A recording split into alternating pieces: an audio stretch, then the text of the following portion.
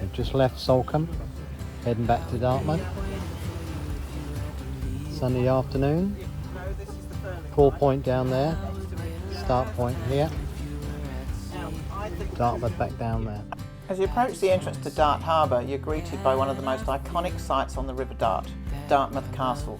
Standing guard for over 600 years, this historic fortress has watched over sailors and ships for centuries.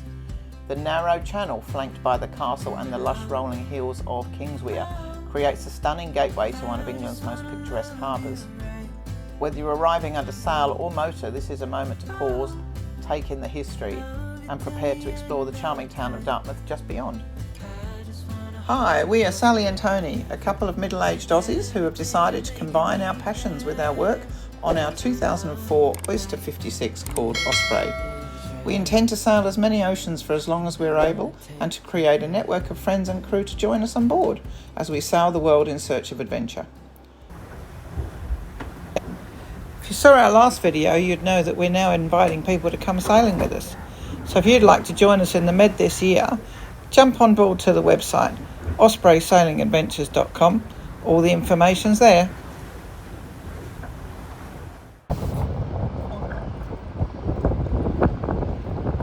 As he doesn't lose it, because we'll be the fender. Living on board often throws up short-term opportunities which you need to be able to take advantage of, and this day was no different. We needed to load my 85-year-old parents on board, and we had a wonderful weather opportunity, thankfully, bearing in mind that the last few days the weather had been absolutely horrendous. So with a little bit of help from the harbour master, we managed to sneak in onto the jetty between the landings of a few cruise ships, and 10 minutes was enough to get Mum and Dad on board. We went back up to the anchorage at Dittersham for the night because it was just so beautiful and serene. And the next morning the sun came up and we decided to make the best of the day. Ollie wasn't coming in until the afternoon, and we wanted to get out of Dartmouth. We rerouted Ollie to Salcombe, and off we went.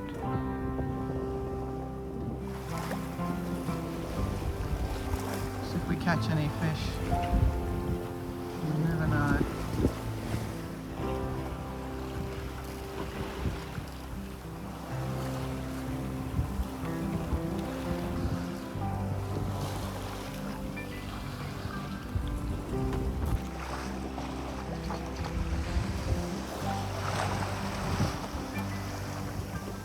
Motoring up Salcombe Harbour was absolutely crazy. We later found out that there were over 400 little sailboats racing around us on a massive weekend.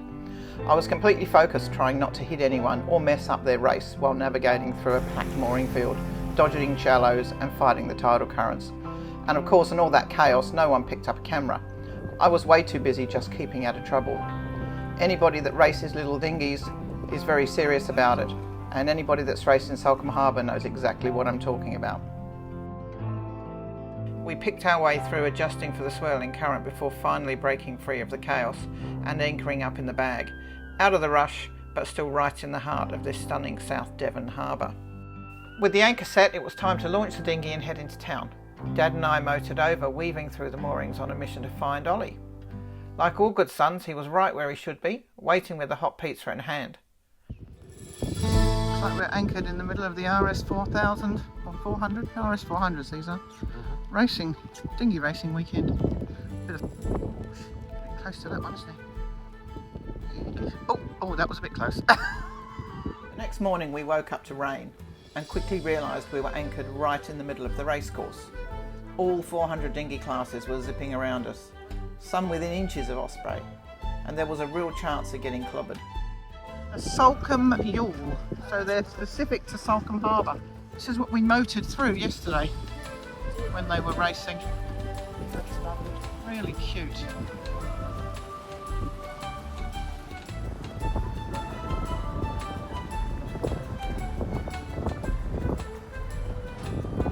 Did you come round the other side? Okay, fair enough. No worries.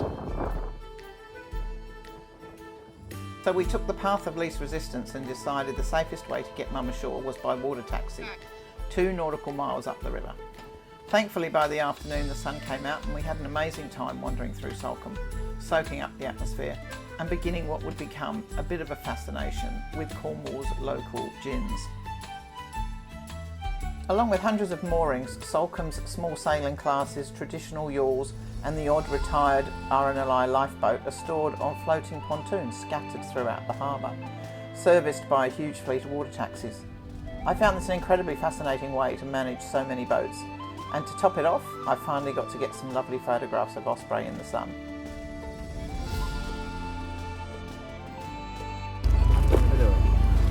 Exciting video of the cruise ship. It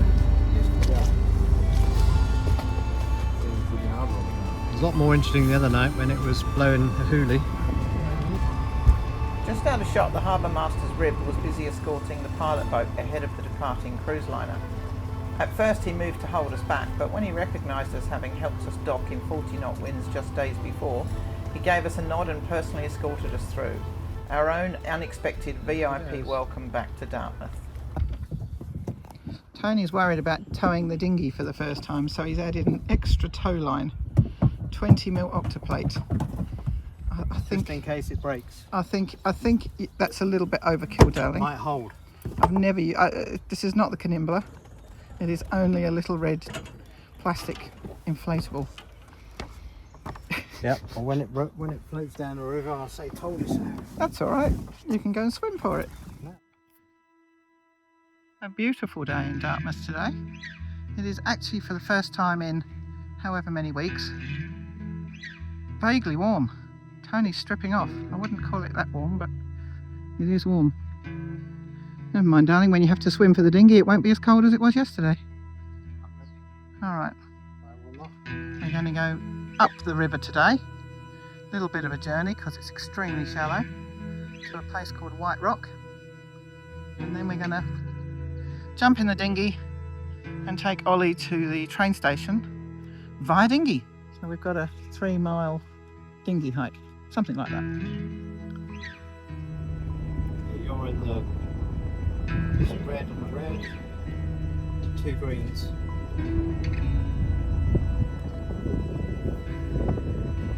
Oh yeah, all the way up the channel. Then it goes shallow again. It's a creek. When the creek comes down, it gets shallow. Just coming up to the really shallow bit.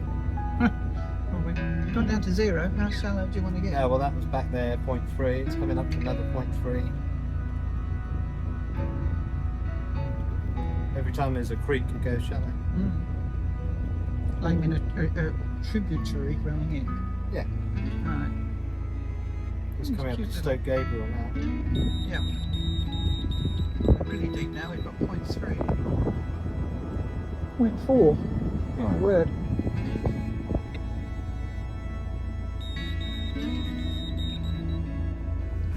Yeah, that's right. I think we've been dredging, haven't we? Very pretty up that creek. Can you see up that creek, Mum?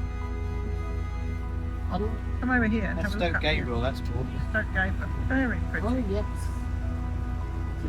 We might, when we get back, we might go up We there could, to we dinghy. could, yeah. Well, there'll be a pub up there too. We could dinghy up there if, Well, it's worth looking at Stoke if, Gabriel. well, I think there will be somewhere up there. Very pretty. We set off on the 3-mile dinghy ride to Totnes, hoping to find a way to get Ollie ashore and to the train line. It just poured down with rain as we were leaving, so we suited up in full wet weather gear. The river twisted and turned, winding its way through the countryside, passing beautiful reed beds, just stunning scenery. And then out of nowhere a beautiful towpath appeared, a really perfect spot for a walk or a cycle. As the marina at Totnes came into view, I couldn't help but wonder how tricky it is to get a boat up here at high tide to haul out.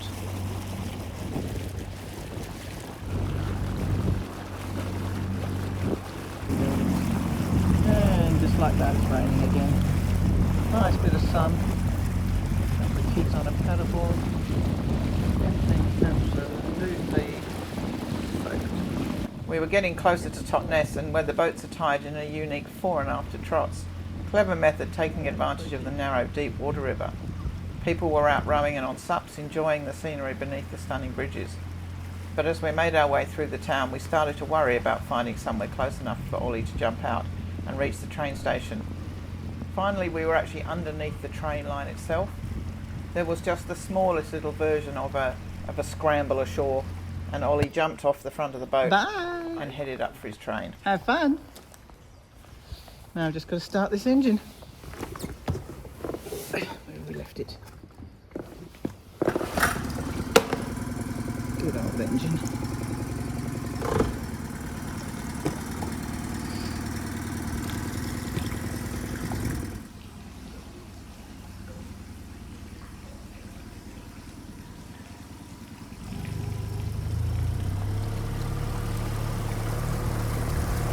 Oh, there he is.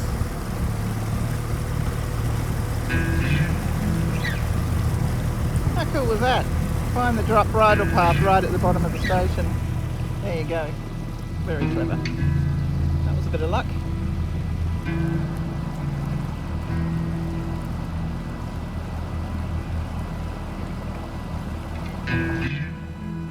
The journey back was a little bit problematic. I kept hitting very large amounts of weed and a lot of river rubbish, which we didn't seem to notice on the way up. So maybe just the tide had changed and all of a sudden all this rubbish came out. But I made sure to tell Tony so that we could check the sea strainers of the boat's engine, because this was a significant amount of stuff.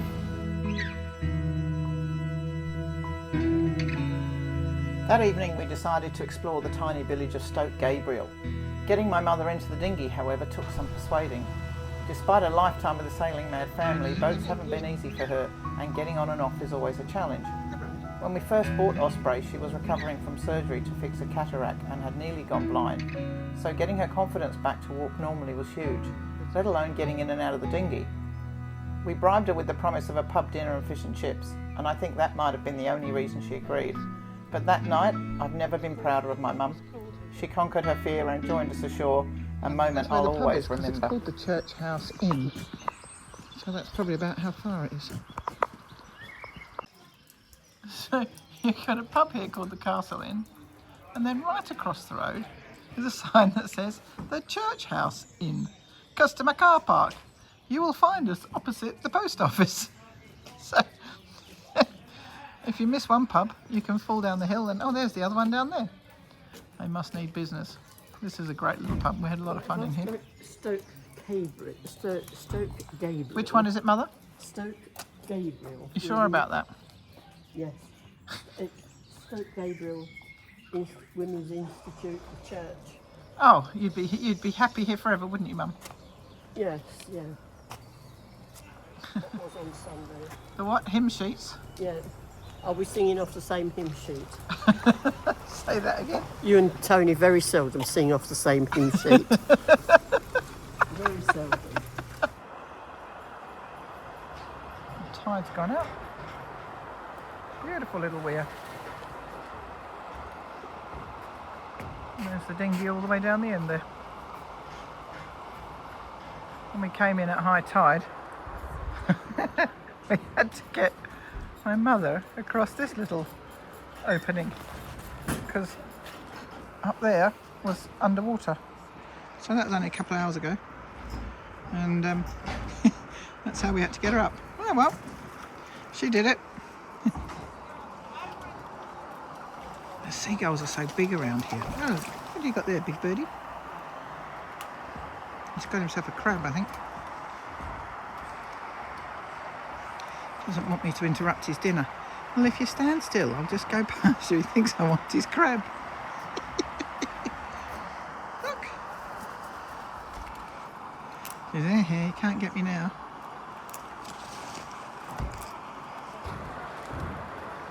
Oh, that's it. Go on. Crab no more. Oh, it must have rained while we were away. We've got a water. Is it a bit wet in there? Yes, yes. It's pouring now. Oh, I didn't realise it. Wash our boots out. Well, if you pull the ventry out when we go along, it'll actually go out, Tony. It's too late by that, isn't it? Wow.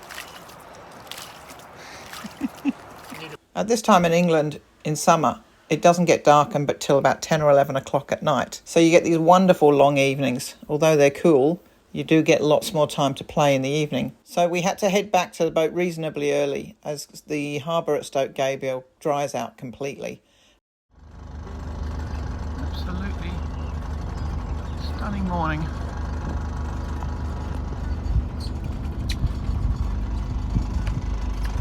about 3.5 metres underneath us at the moment. So we're chugging on out of here while we've got the tide with us. So it got down to, well, we got down to 0 last night. We actually ended up moving very slightly at about 9 p.m. because we had drifted into a shallow spot. Are we ready, my captain? Oh, you haven't pulled it up? Thought I heard you pulling it up. Yeah, so we moved at about 9 o'clock, just chugged over about 20 metres to get more in line with this boat here and this one here. So a bit closer than I wanted to be, but there's no wind and we didn't go anywhere. It's just stunning little spot. And it's given us a beautiful morning.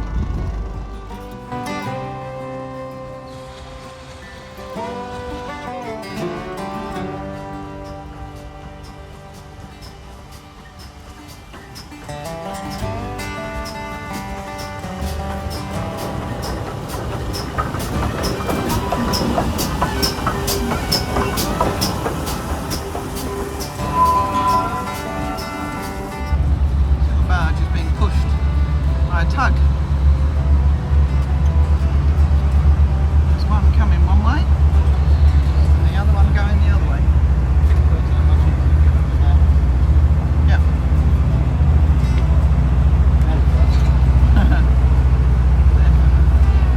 So bye bye Dartmouth. Seems like we've been here forever. It's a very, very pretty town.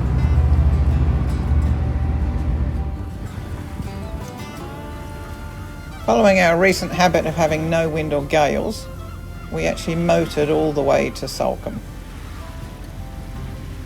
Entertained by millions of seagulls, taking the opportunity to have a quick fish. We even had a fly past from the RAF in a Chinook helicopter. I haven't been on the bike for a couple of weeks.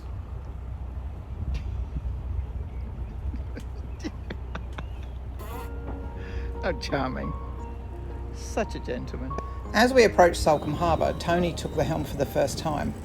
Now, despite living on board for over 2 months, he had never actually steered the boat into a harbour, or even alongside a dock. But that hasn't stopped him from offering plenty of advice when I'm doing it. So this time I thought, you know what, let's see how he handles it. No pre-planned entrance, no instructions, just Tony versus the strong currents, tight bends, shallow waters, and a maze of moorings.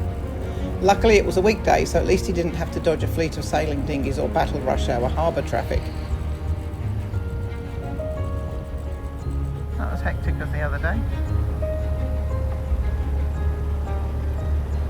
See how Tony goes now, it gets a bit busy. It's the first time he's driven the boat into a harbour.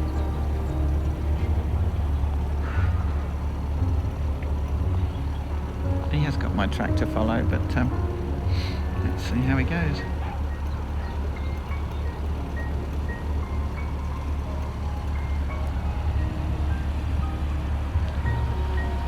Comes the harbour man again. There he is. Slow down, Tony, the harbour's coming. Hello! Oh, they're on 14. I told you 14. Hello! How are you guys? All right? Yeah, good, thanks. Are you looking for mooring? No, just go and anchor up at the bag if that's all right. I think there's about 3 yachts that anchor up there, but on the whole it's pretty quiet. All right. We'll come and see you later on. Lovely, thank you so much. Sea cadets. Yeah, I've seen them.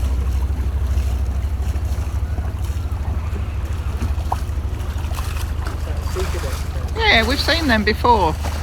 Were they in Leamington? Yeah, these are the rustlers. I think they're Rustler 42s. Stunning boats.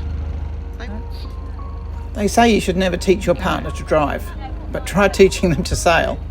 As a Yachtmaster instructor, I've given thousands of sailing lessons, but I've never had a student confidently disagree with me while getting it wrong. Yet here we are. They're stuck on their mooring. At this point, I'm practically twitching to jump in and take over. Come in where? But Tony's on the helm, and he's got to figure it out for himself. Well, what are you doing now? Because you're getting right very close to this fuel barge. If you're going to do that, Tony, you need to use engine and bow thruster now. Right. Because you're dragging down onto them. More power, more power. Use more power, please. Yeah, I get that. This is what I had to do as well. But you've got to come in with more power. That's it. Tony hasn't realised it yet, but the current is sweeping him along with an extra 3 knots of speed. The problem, he's been fixated on our speed over the ground instead of checking if he's actually in control of the boat. Of course, I knew this was happening, but what I didn't expect was for him to suddenly try and cut across the bow of a steel barge at the last minute because he thought it was deeper over there.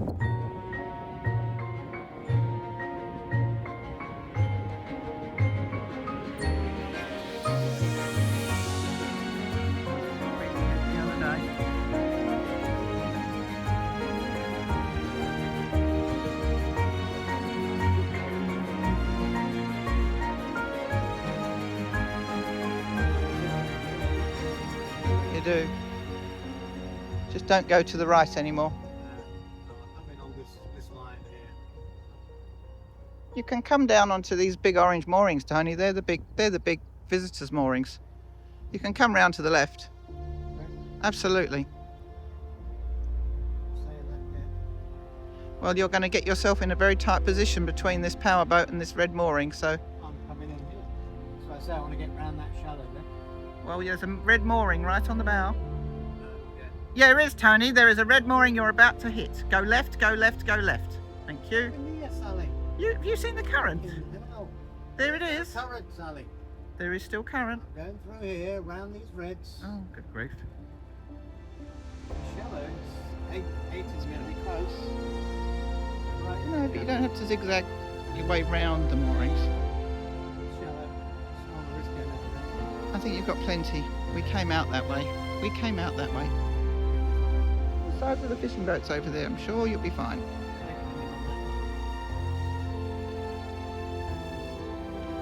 I think you're a long way right, but anyway.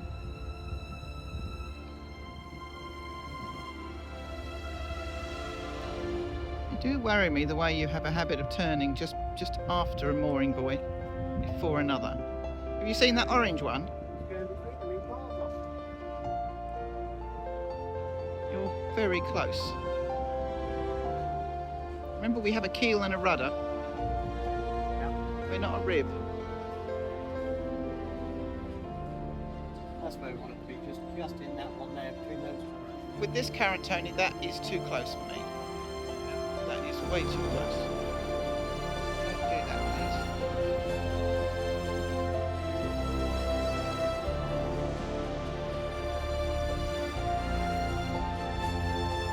It's easy from here. Well, do you not know how to turn the bow thruster on? Well, it says on, Sally. How do you know it's on? Or where does it say on? The on button. Have you actually pressed the on button? Yeah. And what happened? Nothing yet. Right. So how many on buttons are there? 2 on buttons. Right. So what might you do with those 2 on buttons? Start with 1. Don't know. Right. Ready to come first, is it? Well, you should really know by Not now. helping me much, Sally. Well, we've been on board for 2 months and you don't know how to turn it on. Sally.